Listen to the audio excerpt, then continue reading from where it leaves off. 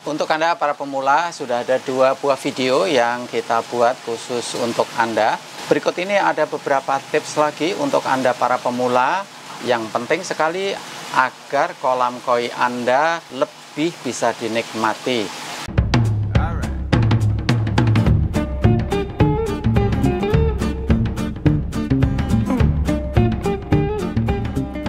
Yang pertama sekali perlu kita diskusikan, sering kita sebagai pemula sudah punya kolam, kemudian kita mulai bergaul, punya teman-teman, melihat kolam teman Anda lebih bagus, lebih keren. Kemudian kita merasa bahwa kolam kita jelek, kolam kita tidak ada manfaatnya, dan kita pengen merombak. Sebentar, tunggu dulu. Pada dasarnya yang paling penting sebenarnya kita memahami karakter kolam kita. Apakah kekurangan-kekurangannya, apakah kelebihan-kelebihannya. Tidak ada kolam yang 100% sempurna, tidak ada. Kalau Anda melihat kolam yang bagus, ambil itu sebagai referensi, bukan menjadi alasan Anda untuk merombak kolam Anda sendiri. Silahkan Anda melihat video-video yang ada di channel Kolam Koi Keko ini, dibongkar semuanya, dipelajari dengan seksama. Setelah itu bukan berarti Anda kemudian menyalahkan kolam Anda kalau tidak sama dengan apa yang ada di videonya Kolam Koi Keko. Pakailah video-video tersebut sebagai referensi, kemudian dibandingkan dengan kolam Anda untuk memahami kolam Anda. Kalau kita sudah memahami kolam kita, kemudian seharusnya kita bisa memberikan perlakuan yang benar. Dan kalau perlakuannya benar, meskipun kolamnya tidak sempurna, hasilnya bisa bagus. Jadi, seburuk apapun kolam Anda, jangan buru-buru dirombak. Belum tentu perlu dirombak. Mungkin yang diperlukan hanya perubahan sikap kita, hanya perubahan cara kita memberikan perlakuan kepada kolam, cara maintenance-nya, berapa jumlah populasi yang bisa kita pelihara, seberapa banyak pakan yang kita bisa berikan.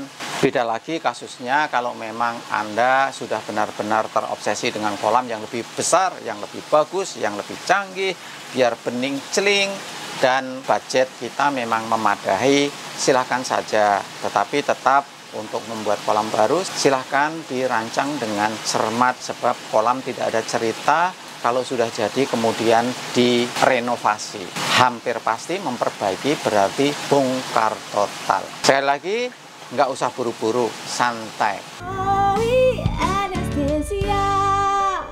Yang kedua, banyak sekali pertanyaan tentang lumut di kolam. Sebaiknya gimana? Kolam saya kok berlumut banyak. Ada orang yang pengen kolamnya berlumut, ada orang yang nggak mau kolamnya ada lumut. Jadi sebenarnya gimana? Yang baik yang ada lumutnya atau yang ada lumutnya? Sekali lagi, santai. Biarlah kolam kita berjalan secara alamiah, ada lumutnya juga tidak ada masalah, tapi penting sekali kita harus menjaga aerasi yang mencukupi kalau lumutnya banyak. Sebab pada malam hari lumutnya akan melakukan pernapasan, mengambil oksigen yang cukup banyak dari dalam air dan melepaskan karbon dioksida. Kalau kolam kita berlumut, memang harus ekstra aerasinya. Selain itu, coba pelajari tentang yang namanya pH buffer. Dikorek-korek lah di video-videonya Kolam Koi Keko. Untuk aerasi patokan dasarnya, setiap 20 ton air memerlukan 100 liter per menit kapasitas pompa udara. Kurang lebih seperti itu. Jadi kalau kolam Anda 10 ton, dengan pengaturan yang cermat sebenarnya Anda menggunakan aerator yang kapasitasnya 50 LPM. Biasanya yang ada di pasaran 60 LPM, silahkan dipakai 60 LPM, 80 LPM juga cukup.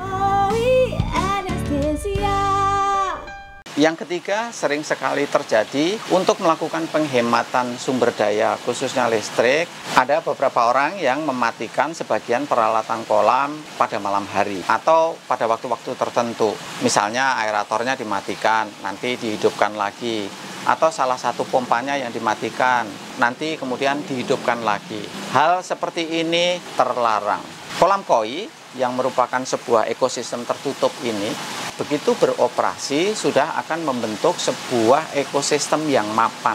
Yang membuat ekosistemnya menjadi mapan termasuk peralatan-peralatan artifisial tadi, alat-alat yang kita pasang Ya pompa airnya, pompa udaranya, lampu UV-nya, dan semua peralatan yang kita pergunakan di dalam kolam. Kalau salah satu peralatan dimatikan, akan terjadi perubahan ekosistem.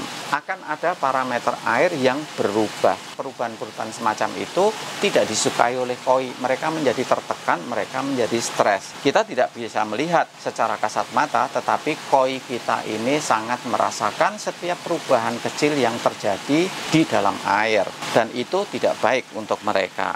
Biarkanlah semua peralatan beroperasi 24 jam sehari, 7 hari seminggu, tidak pernah berhenti. Kalau kolam kita sudah berjalan dengan baik, relatif tidak ada masalah secara kontinu. Kalau ada peralatan yang mati, yang paling baik kita mengganti dengan kapasitas yang sama. Kalau kita mengganti dengan kapasitas yang lain, sebaiknya Anda konsultasikan dulu kepada orang yang berpengalaman. Sebab alat baru dengan kapasitas yang berbeda akan menciptakan kondisi ekosistem yang berbeda juga. Nah, akibatnya apakah akan menjadi positif atau negatif, itu perlu diperhitungkan dengan cukup baik. Sekali lagi, cara yang paling aman adalah mengganti peralatan dengan kapasitas yang sama persis. Beberapa kali saya melihat sebuah kolam koi kayak night club. Lampunya di sana sini, bahkan ada di dalam kolam, merah putih kuning hijau, berkelap-kelip. Ini tidak baik. Koi juga mempunyai kepekaan terhadap cahaya. Kalaupun Anda memasang lampu, sebaiknya tidak ada lampu yang berada di dalam kolam.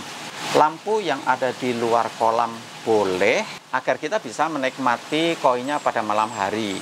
Kalau kolam kita jernih, lampu spotlight yang kita pasang dari atas pun juga akan tembus sampai ke dalam dan kita bisa melihat koinya dengan jelas. Setelah kita selesai menikmati koi kita, sebaiknya lampu dimatikan atau dikurangi sampai ke tingkat yang minimum.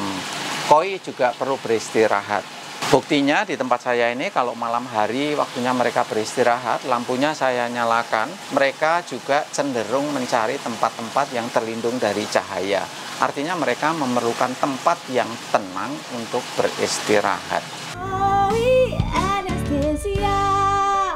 Yang berikutnya jawab pertanyaan dari subscriber juga. Bagaimana kalau koinnya campur antara besar dan kecil?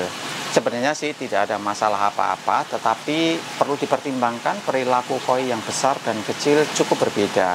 Yang paling aman memang kita memelihara koi yang ukurannya kurang lebih sama. Karena kalau Anda mencampurkan koi jumbo misalnya yang ukuran 65 cm ke atas, kemudian ada tosai juga yang ukurannya 15 cm, dari pakannya sudah beda. Perilakunya juga berbeda. Kasus yang sering terjadi, koi yang kecil stres, takut melihat koi yang besar. Apalagi koi besarnya karasi misalnya. Ada koi kecil bisa diuber-uber ya. Tapi ada kasus yang lain, kalau koi kecilnya sangat berani, pada saat pemberian pakan, koi kecilnya begitu agresif. Koi gedenya bisa disundul, bisa kaget, sampai loncat. Dan koi besar itu kalau loncat sangat-sangat berbahaya, sangat rentan cedera. Koi kecil loncat tidak ada masalah, tapi koi besar sangat berbahaya.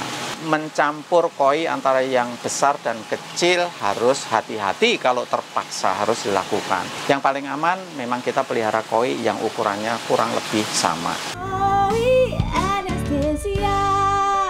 Yang berikutnya ada yang bertanya, koi itu kan omnivor, baik binatang maupun tumbuhan dimakan sama koi. Selain pelet yang kita berikan sehari-hari, perlu nggak dikasih sayur sama buah? Jawab saya adalah boleh.